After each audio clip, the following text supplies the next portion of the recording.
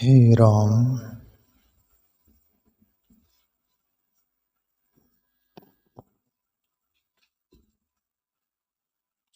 अध्याय दूसरा, श्लोक 58वां।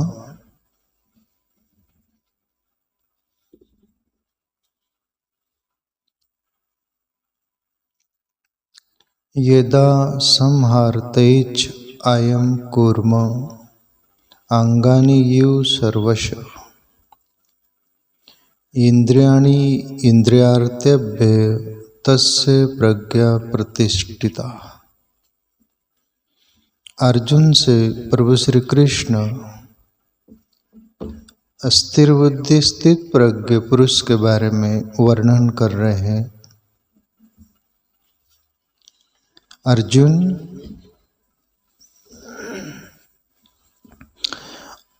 और कछुआएं सबोर से अपने अंगों को जैसे समेट लेता है, वैसे ही जब ये पुरुष इंद्रियों के विषयों से इंद्रियों को सब प्रकार से हटा लेता है, तब उसकी बुद्धि स्थिर है, ऐसा समझना चाहिए।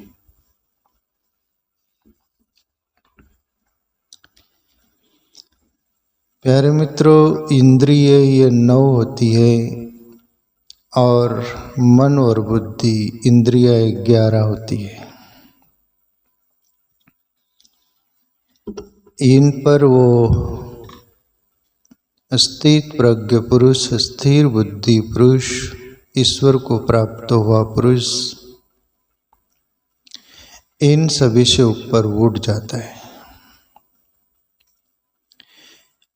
इंद्रिय ये सभी कुछ रहते हुए भी इंद्रियों का विषय उनको अट्रैक्शन, आकर्षित नहीं करता।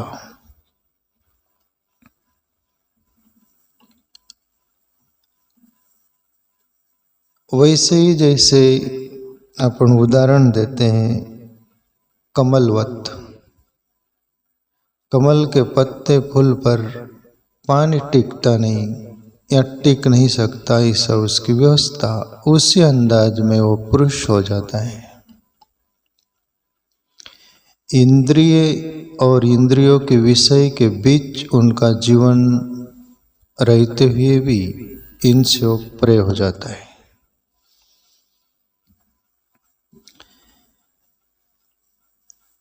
प्रभु श्री कृष्ण उदाहरण दे रहे हैं, और कछुआ सबोर से अपने अंगों को जैसे समेट लेता है, वैसे ही कछुआ का दृष्टांत देते प्रभु श्री कृष्ण, जैसे कछुआ आप सबका अनुभव है,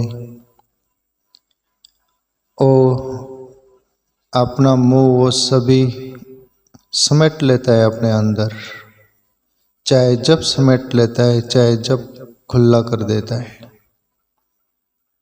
उसका बाहर का कोई भी कुछ बिगाड़ सकते हैं। अपन ने देखा है डिस्कवरी आदि चैनलों पर कि वो एक बार शेर भी उनको पकड़ने जाते हैं तो कुछ नहीं कर पाते, वो अंग अंदर समेट लेता है, सिर, हाथ, वो सभी कुछ, और पक्की बॉडी रहती है तो कुछ नहीं कर पाते। ऐसे ही ये महापुरुष आत्म तत्व का, परमात्मा तत्व का अनुभव करके वो कछुए की तरह हो जाता है।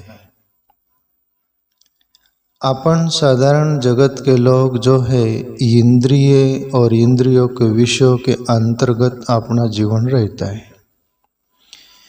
इंद्रिय जो बोलती है और उनका विषय जो होता है, उसमें हमारा मन और बुद्धि इन्वॉल्व हो जाते हैं, मतलब अंदर हो जाते हैं। मन प्रेरणाएं करता है शरीर को, शरीर के इंद्रियों को, और वो अंजाम देते हैं। हमारे साधारण जगत में जीने वाले लोगों के लिए ये बात, और ये स्थित प्रज्ञ पुरुष इन सब के बीच रहते हुए भी इनका बस नहीं चलता। और कछुआएं सबोर से अपने अंगों को जैसे समेट लेता है, वैसे ही जब ये पुरुष इंद्रियों के विषयों से इंद्रियों को सब प्रकार से हटा लेता है, तब उसकी बुद्धि स्थिर है, ऐसा समझना चाहिए। इंद्रिय एक होती है प्यारे मित्रों, बाह्य बुला तो उसको जबरदस्ती कंट्रोल करना आप कर सकते हैं। वैसे ही जैसे कोई पेड़ है, पेड़ की डाल आप खींच लाओ नीचे, नरम है, नीचे तक खींचा जाएंगे और आपको लगेगा कि डाल को हम नीचे खींच के ले आए, पर वो डाल वही है, वो केवल आपने झुकाया है, वो झुकी है, पर उसका अस्तित्व तो वही है। और जैसे आप डाल छोड़ दोगे वहीं डाल पहुंच जाएंगे। ऐसे ही हम साधारण जगत में प्रयास करते हैं, साधक करते हैं, गृहस्थ में रहते हुए साधन भजन करने वाले वो लोग करते हैं, पर प्रयास बार बार असफल हो जाता है, बार बार असफल हो जाता है। इन महापुरुषों का नहीं होता, बस इनसे बाहर हो जाते हो। अगले सूत्र पर मैं और विशेष रूप में चर्चा करूं और आपको भी समझ में आएगा कि कैसे। दूसरा सूत्र, विषया निवर्तन्ते निराहारस्य देहिना रसवर्जम रसो आप्यस्य परम दृष्ट्वा निवर्तते।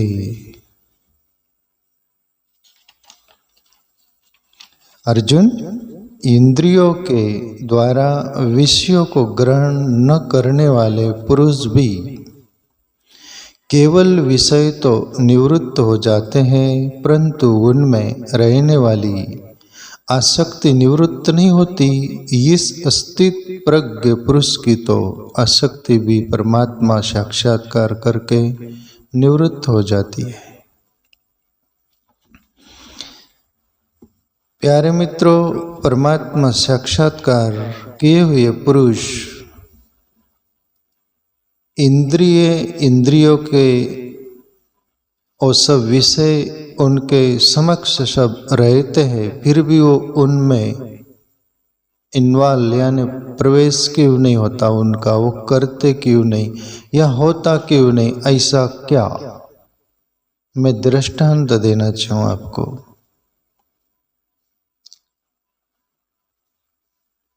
जैसे साधारण जगत में कुछ लोग इंद्रियों के विषय जो होते हैं उनके ऊपर उठने के लिए शपथ ले लेते हैं कि मुझे ईश्वर की शपथ है, आज से मैं उपवास करता हूं, ऐसा करूंगा नहीं। 3 दिन के बाद हो जाता है। मैं ब्रह्मचर्य का व्रत लेता हूं, अब मैं जिंदगी ब्रह्मचर्य जीऊंगा। एक बार वशों को मैं पढ़ा था, कहीं वशों का एक दिल्ली की घटना है। एक वृद्ध व्यक्ति था, 70-75 साल का, वशों से बोले कि मेरा गुरु था, बोले उनसे मैं व्रत ले चुका, 25 बार टूट गया मेरा व्रत ही मेरा टिक नहीं रहा, क्या करना पड़ेगा?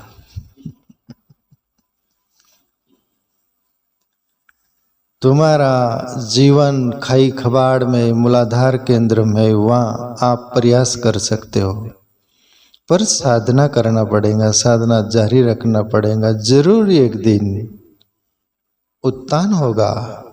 क्यों? हमारी यात्रा जो है ऊर्ध्वगामी है, और ये पुरुष पहुंचे हुए कि ऊर्ध्वगामी यात्रा हो जाती है ऊपर। वैसे ही जैसे पानी होता है जन्मजात, उसका स्वभाव ठंडा है और उसको डालो तो नीचे ही बहता है, और उस पानी को गर्म करो तो बाष्पीभूत होकर ऊपर पानी उठता है भाप की तरह। वो प्रक्रिया से होता है। ऐसे ही ये योगी पुरुष ईश्वर साक्षात्कार किए हुए स्थिर बुद्धि स्थित प्रज्ञ पुरुषों का हो जाता है। अभी जैसे प्रभु श्री कृष्ण बोल रहे कि इंद्रियों के द्वारा विषयों को ग्रहण न करने वाले पुरुष के भी केवल विषय तो निवृत्त हो जाते हैं, परंतु उनमें रहने वाली आसक्ति निवृत्त नहीं होती। साधु लोगों में देखा जाए, मैंने देखा है, वो साकल लगा लेते, ताला लगा लेते, क्या क्या कर लेते, क्या नहीं कर लेते। ये बलात् जबरदस्त इंद्रियों को कंट्रोल करना हुआ। पर ये ईश्वर साक्षात्कार पुरुष, स्थित प्रज्ञ पुरुष, उसको इंद्रियों को कंट्रोल करने के लिए कोई भी विकल्प नहीं करना पड़ता, वो अपने आप कंट्रोल हो जाती है।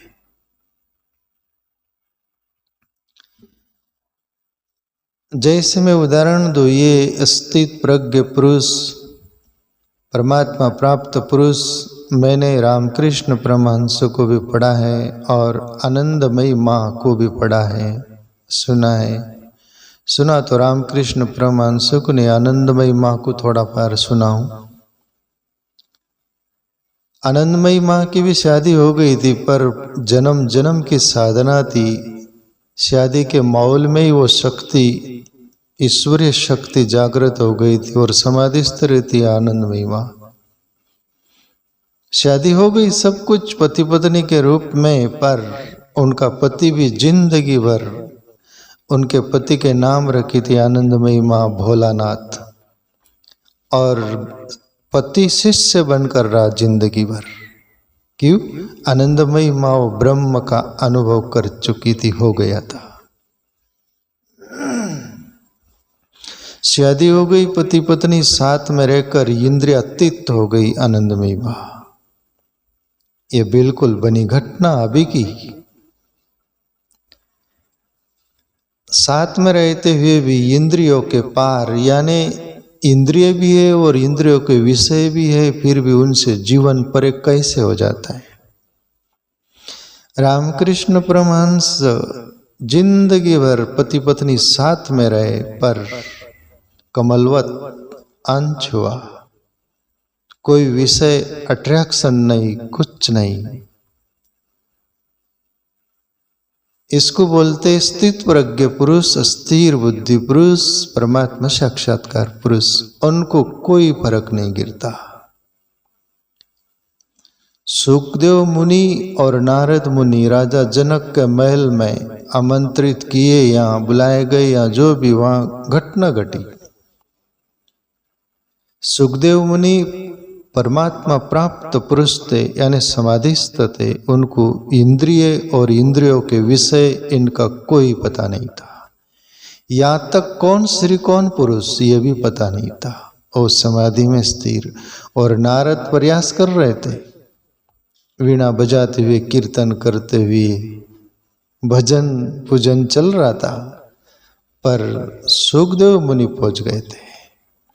जनक राजा परीक्षा लेना चाहे दोनों की, और राजमहल में दासियाएं खूबसूरत सुंदरी, और झूला जो होता है ना, उसमें एक तरफ सुखदेव मुनि के बैठा दिए और एक तरफ नारद मुनि को।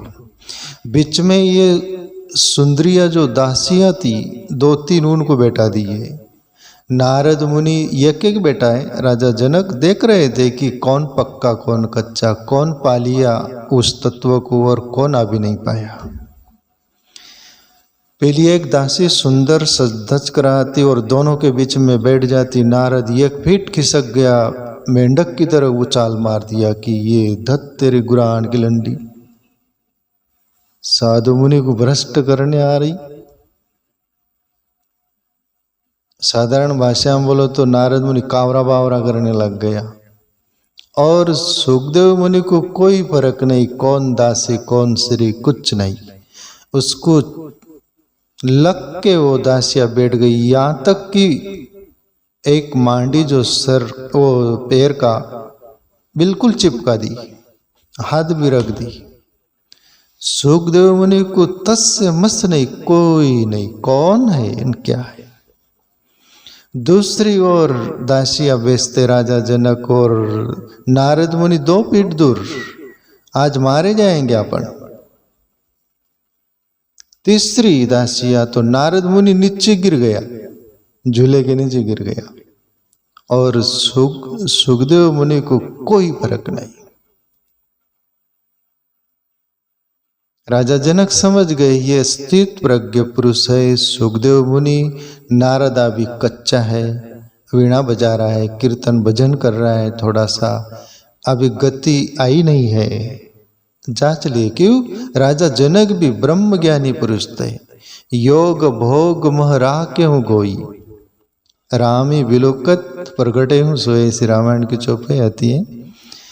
भोग में योग छुपा के रखे थे राजमहल में, पर योगी पुरुष थे। तो कहने का तात्पर्य प्रभु श्री कृष्ण जो बोल रहे प्यारे मित्रों, अस्तित्व प्रज्ञ पुरुष को कोई फर्क नहीं गिरता। जो साधक है उसको ही फूक मार मार कर पैर रखना पड़ता है, जीना पड़ता है। जब तक वो तत्व में स्थिर न हो जाए तब तक इंद्रियों से संभल कर रहना पड़ता है। इंद्रिय किसको बोलते? नव इंद्रिय जो बाहर है, कान ने कुछ सुना, अंदर चला गया, फिर उसमें अपन उलझ गए। आंख ने कुछ देखा, इंद्रिय आंख रूपी, और उसमें अपन उलझ गया, अंदर चला गया।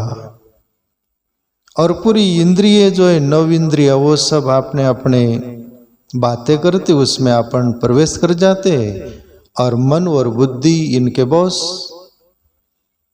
और ये जीवात्मा का टांग पकड़ के खींचते रहते हैं। इसके लिए ही साधना है, ध्यान है, आत्मचिंतन है, वरना कोई जरूरत नहीं प्यारे मित्रों। और एक बार उसको जान लिए वैसा ही जीवन हो जाएगा जैसे मिट्टी है।